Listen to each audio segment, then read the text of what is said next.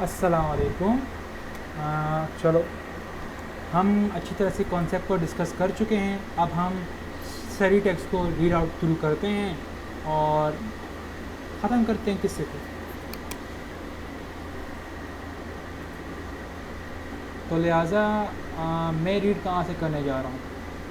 सबसे पहले आ, आप लोग मेरे साथ ही रीड करें तो अच्छा रहेगा। मैं आपको पूरा मार्कअप करके दे रहा हूँ कि कहाँ से आपने रीड करना चाहिए आपको। सही है? तो सबसे पहले डेफिनेशन ही पढ़ लेते हैं।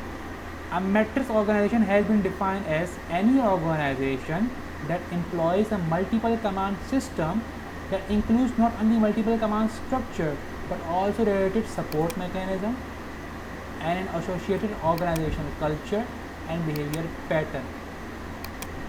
डेविस लॉरेंस ने 1977 में ये डेफिनेशन दी।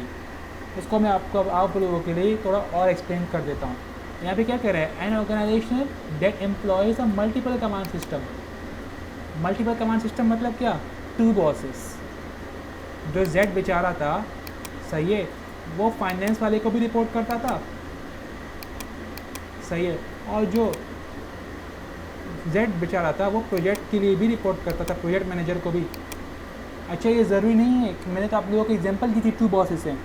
मल्टीपल कमांड सिस्टम मतलब इससे ज़्यादा बॉसेस भी हो सकते हैं जेड को उन्होंने किसी और प्रोजेक्ट में भी लगवा दिया, प्रोजेक्ट M1। लेकिन बेसिकली जो अजम्पशन दी जाती है वो टू बॉसेस से ली जाती है ताकि आप लोगों को अच्छी और आसानी से समझ आ जाए। तो लिहाजा मल्टीपल कमांड सिस्टम का मतलब क्या? More than one bosses to whom the employee report. Employee कौन? जेड बाई। An organization that employs a multiple command system that includes not only multiple command structure, यानी इसमें सिर्फ मल्टीपल कमांड स्ट्रक्चर नहीं है, इसमें और भी है। Also related support mechanism and associated organization culture and behaviour pattern. मैं आखिरी लाइन को एक ही बारी में सम अप कर देता हूँ। मल्टीपल कमांड सिस्टम तो है स्ट्रक्चर में, सही है। मल्टीपल कमांड सिस्टम के साथ साथ, सही है, जो मल्टीपल कमांड सिस्टम तो है साथ साथ, सही है। मल्टीपल कमांड सिस्टम के अंदर क्या आता है? Multiple command structure. और कमांड स्ट्रक्चर मतलब क्या? ये जो अभी ऊपर हमने डिस्कस किया, ऊपर जो ये आपके सामने नज़र आ रहा है, सही है, ये मल्टीपल कमांड स्ट्रक्चर है। और जो मल्टीपल कमांड सिस्टम, सही है, मल्टीपल कमांड सिस्टम के अंदर सिर्फ ये रिपोर्टिंग लाइन्स नहीं आती। मल्टीपल कमांड सिस्टम पूरा एक सिस्टम है।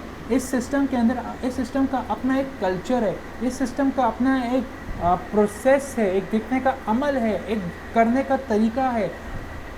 आई रिपीट अगेन, जो मल्टीपल कमांड सिस्टम है, सही है, मल्टीपल कमांड सिस्टम के अंदर मल्टीपल कमांड स्ट्रक्चर सिर्फ नहीं आता। मतलब इसका ये मतलब हरगिज़ नहीं है कि मैट्रिक्स के अंदर सिर्फ multiple command dual reporting lines आएंगे। इसका मतलब ये है कि मल्टीपल कमांड सिस्टम के अंदर ड्यूअल रिपोर्टिंग लाइंस तो है ही, बट साथ ही साथ इस स्ट्रक्चर का, इस सिस्टम का अपना एक कल्चर है, अपना एक बिहेवियर है। ऐसे स्ट्रक्चर के अंदर लोग बिहेव अलग तरह से करते हैं, सही है। सर समझ नहीं आ रहा क्या मतलब बिहेव? इंसान तो बिहेव सेम ही करेगा, सेम नहीं करेगा। अगर मैं फंक्शनल ऑर्गेनाइजेशन स्ट्रक्चर का वो लूँ नाम, एक बंदा एक बॉस को रिपोर्ट करता है। मैट्रिक्स का नाम लूँ, एक बंदा मोर देन वन बॉसेस को रिपोर्ट करता है, सही है।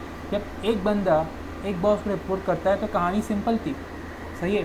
बॉस जानता था कि मुझे रिपोर्ट करेगा, वो जानता था एम्प्लॉय कि बॉस जानता था कि ये एम्प्लॉय मुझे रिपोर्ट करेगा, और एम्प्लॉय जानता था कि मैंने बॉस को रिपोर्ट करना है, सही।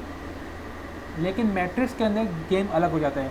बॉस को पता है यार एम्प्लॉय चलो लेट हो गया है, आ जाएगा, मसला नहीं है, वो दूसरे मैनेजर को भी रिपोर्ट कर रहा है, मुझे भी रिपोर्ट करेगा, उससे दो काम लिए जा रहे हैं। थोड़ा बर्दाश्त करना पड़ता है, थोड़ा बिहेवियर में चेंज आ जाता है, सही। और बकिया देगर बिहेवियर को हम डिस्कस करेंगे चैप्टर 6 के अंदर, एम्प्लॉय बिहेवियर में, चैप्टर 6 है मेरे ख्याल से, हाँ। तो लिहाजा मैंने आप लोगों को यहाँ पे सिंपल टर्म में समझा दिया।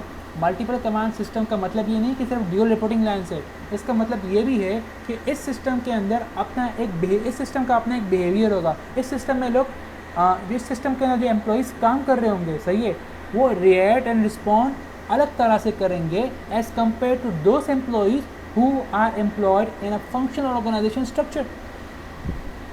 सही, एन एसोसिएटेड ऑर्गेनाइजेशन कल्चर, जो उस ऑर्गेनाइजेशन स्ट्रक्चर के साथ, यानी जो उस मैट्रिक्स ऑर्गेनाइजेशन स्ट्रक्चर के साथ जो कल्चर एसोसिएटेड। बात सिंपल थी, डिस्कस हो गया। अब आ जाइए, matrix organization and project organization structure were both first use in the defence and aerospace industries where companies were required to carry out major project for customer, which is building a quantity of aircraft for a government customer। सही है। चलो लोग यहाँ पे कहना क्या चाह रहे हैं, ये लोग कहना चाह रहे हैं कि पुराने वक्तों में, मतलब 1950s का टाइम लोग शायद डिस्क्राइब कर रहा है, 1950s का। सही है, ठीक है। 1950s की दौर में ही मेरे ख्याल से जो एयरलाइन इंडस्ट्री है उसने उरूज पकड़ी थी। सही, तो लोग कहना चाह रहे हैं कि जो मैट्रिक्स ऑर्गेनाइजेशन है एंड प्रोजेक्ट ऑर्गेनाइजेशन, ये सिर्फ इस्तेमाल होता था सिर्फ डिफेंस में और एरोस्पेस में। सही, डिफेंस के एग्जांपल मैं ले लेता हूँ।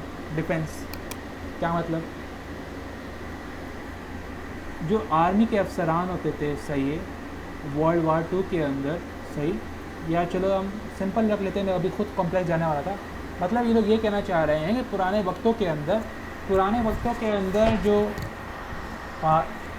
एयरलाइन इंडस्ट्री थी और जो डिफेंस आर्मी वगैरह थे, वहाँ पे ये स्ट्रक्चर पाया जाता था थोड़ा थोड़ा। सही, लेकिन वहाँ पे ज़्यादा पाया जाता था कि एक बंदे के एक से ज़्यादा बॉस हो। सही है, आगे पढ़ते हैं। The challenge was to complete project on time, जो मैंने आप लोगों के साथ डिस्कस किया, एंड ऑन बजट यानी कॉस्ट, ऑन कॉस्ट, जो मैं आप लोगों को बार बार कहता रहा। सही है। हाउएवर ट्रेडिशनल फंक्शनल स्ट्रक्चर का मतलब है functional organisational structure within the construction companies mean that no one was responsible for the project as a whole. मैंने आप लोगों को स्टार्टिंग में कॉन्सेप्ट दिया, किसका, प्रोक्योरमेंट वाले भाई ने हाथ हिला दिया कि मुझे प्रोजेक्ट का बनाओ। तो उसने हाथ तो हिला दिया, उसने पूरी जिम्मेदारी नहीं ली। पूरी जिम्मेदारी ली होती तो प्रोजेक्ट बन चुका होता on time and on cost. उसने नहीं ली, इररिस्पॉन्सिबल बना, तभी जाके नहीं बना, नहीं हुआ, प्रोजेक्ट ना बन पाया on time and on cost. सही। अब मैट्रिक्स ऑर्गेनाइजेशन और प्रोजेक्ट ऑर्गेनाइजेशन वॉज इंट्रोड्यूस, तो इस मसले को ओवरकम करने के लिए मैट्रिक्स ऑर्गेनाइजेशन इंट्रोड्यूस किया गया। Project manager were appointed with overall responsibility for individual project. हम ए को लाए थे अपनी एग्जाम्पल में। सही, ए, तो आप लोगों ने एग्जाम्पल को याद रखना है। जो गेम है, जो मेन गेम चेंजर है अंडरस्टैंडिंग पर्सपेक्टिव से, वो एग्जाम्पल्स ही है। अब matrix organisation, project manager had to organise the efforts of individual in all different function. Project manager ने फिर देखना होता था कि किसने क्या काम करना है, किससे कैसा काम लिया जाए। अगर कोई बंदा ऑर्गेनाइजेशन से हम नहीं ले सकते तो उसको हम बाहर से मंगवा लेंगे, कोई बंदा ऑर्गेनाइजेशन के अंदर मौजूद है तो हम ऑर्गेनाइजेशन से ले लेंगे। जिस तरह इन्होंने जेड वाले बाइक को फाइनेंस डिपार्टमेंट से उठा के अपने प्रोजेक्ट में भी इस्तेमाल करवाया। सही, be attentive. At the same time functional manager such as management of engineering, production and sales and marketing retain decision making authority. उन्होंने भी बता दिया कि अगर फंक्शनल मैनेजर वाले दो चीज़ों को सुपरवाइज़ करते हैं, एक तो ख़ुद अपना डिपार्टमेंट, यानी फंक्शन मैनेजर वाले अगर दो क्या कहते हैं चीज़ों को सुपरवाइज़ करते हैं, चलाते हैं, एक तो ख़ुद अपना डिपार्टमेंट और दूसरा प्रोजेक्ट को। सही है, तो उनकी डिसीजन मेकिंग अथॉरिटी रिटेन नहीं थी। कुछ वहाँ पे डिसीजन उनको लेने पड़ते, कुछ यहाँ पे लेने पड़ते। अब लिहाजा वो लोग एक ही जगह पे हैं, एक ही जगह पे खड़े हुए हैं। सही है। जब मैट्रिक्स स्ट्रक्चर आ गया, उनका काम बस क्या है, अपने फंक्शन डिपार्टमेंट को देके अब उन्हें कोई ज़रूरत नहीं डिसीजन लेने की रिगार्डिंग द प्रोजेक्ट, क्योंकि प्रोजेक्ट के लिए हमने प्रोजेक्ट मैनेजर को अपॉइंट कर लिया है।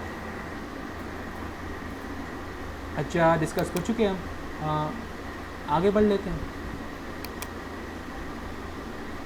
ये एक सिंपल सी एग्जांपल है। सही है, एग्जांपल को आप लोग रीड करें थ्रू आउट। आप लोगों के लिए मैं रीड कर लेता हूँ।